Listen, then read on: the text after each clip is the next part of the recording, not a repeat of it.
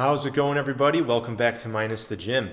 And in this video, I want to kick off the new year with a question that comes in on a lot of my push-up videos. And that is, what if I can't do a single push-up? All right, I've seen this comment come in a lot, and I acknowledge that a lot of people out there can't do push-ups. So if that's the case, what I want to get across in this video is just two simple things, and that's progression and form. And I'm also going to lay out specifically how you'll want to approach push-ups and train for them on a weekly schedule. Okay, so first I want to mention that if you can't do a push-up, this is just like if I was teaching someone bench press at the gym and starting them out with way too much weight on the bar. So in that case, if you're benching with too much weight, it's simple. All you do is strip some plates off the bar, right? The problem with push-ups, though, is that we're talking about body weight, so you can't just strip off some weight, right? You can't magically lose weight in an instant to make your push-ups easier. So instead, what we do in this case with push-ups is we manipulate gravity by using the angle, all right? The angle that your body is to the floor. The greater that angle, the less resistance you're going to be pushing up.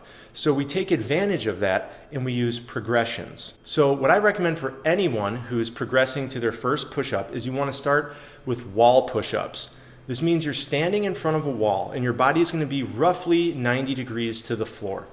And this is going to mean far less resistance coming down on you as you practice. So you want to stand in front of a wall, extend your arms and lock out at the elbows, and place your hands on the wall about shoulder width apart.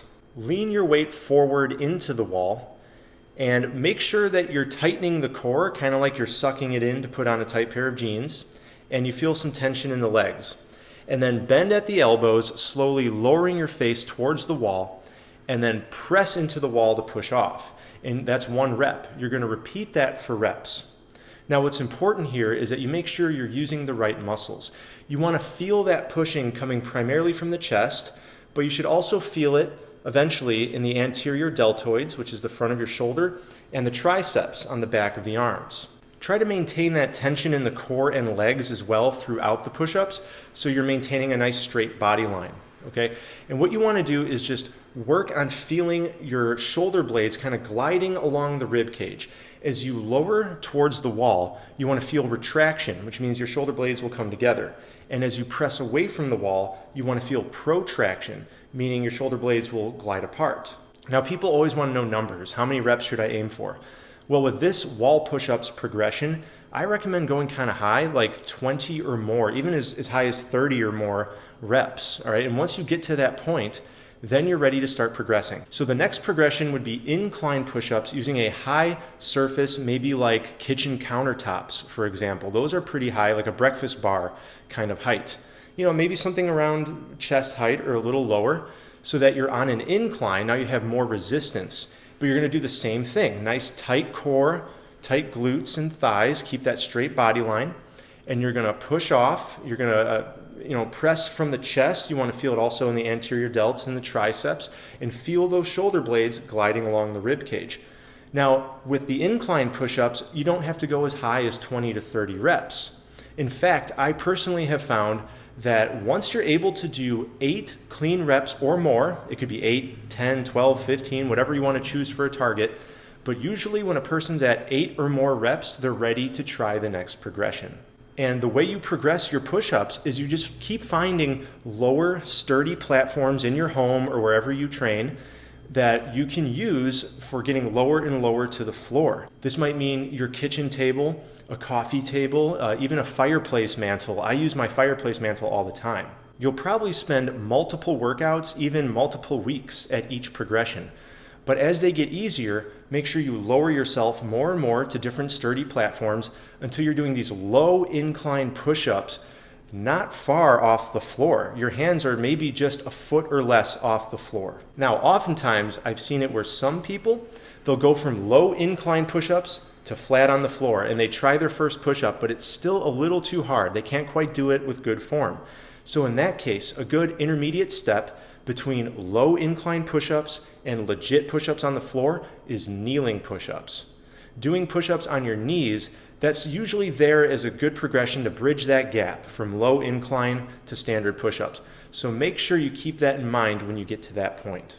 By the way, I just want to mention, if you're looking for a program to follow that incorporates these wall push-ups, high incline, low incline, and eventually getting to your first push-up on the floor, make sure you check out my Tribe app, okay? That's why I'm wearing the shirt today. I got my Tribe shirt on. The Minus the Gym Tribe app is where I put my workout programs, and there's 2 specifically for beginners in my Tribe app that will help you get your first push-up. They're called Square One, which is a beginner routine that requires no equipment whatsoever, and Built on Basics, which requires a pull-up bar and dip station, but that will also get you your first pull-up and your first dip.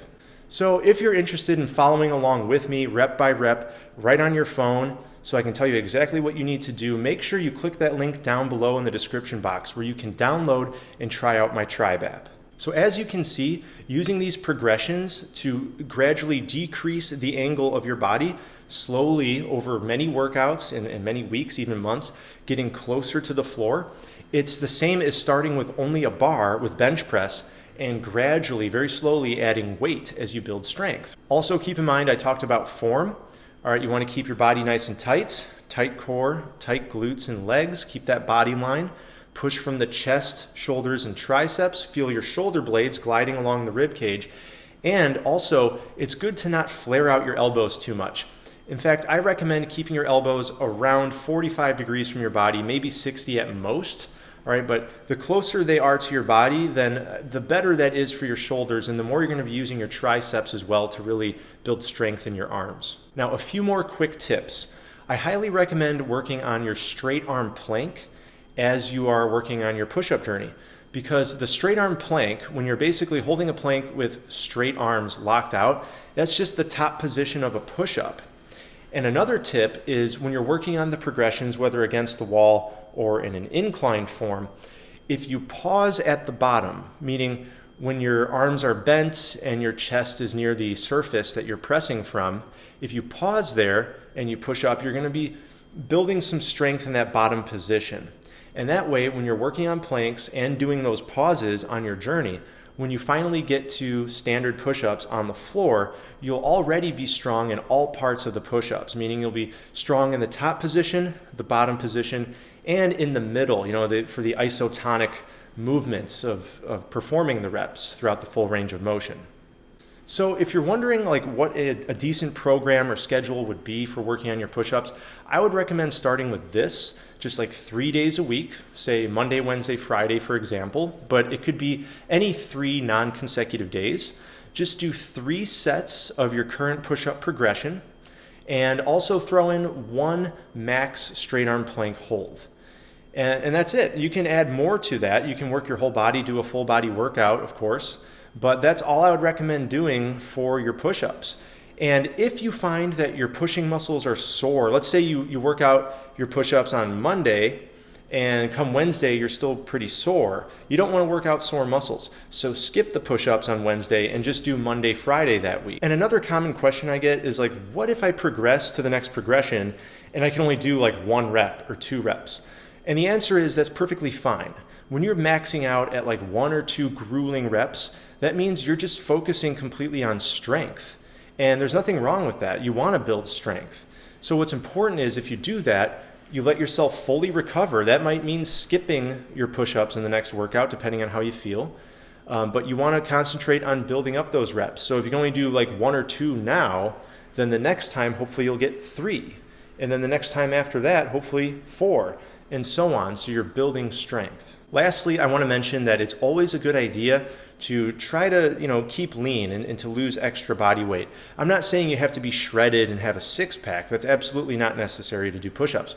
But if you're carrying a lot of extra weight and you're finding it hard to build enough strength to push up your body weight, decreasing your body weight with other forms of exercise and good nutrition, ideas like intermittent fasting, all these things can help us in other ways to lose body weight, all that excess weight, just to make your push-ups and other body weight exercises a little easier.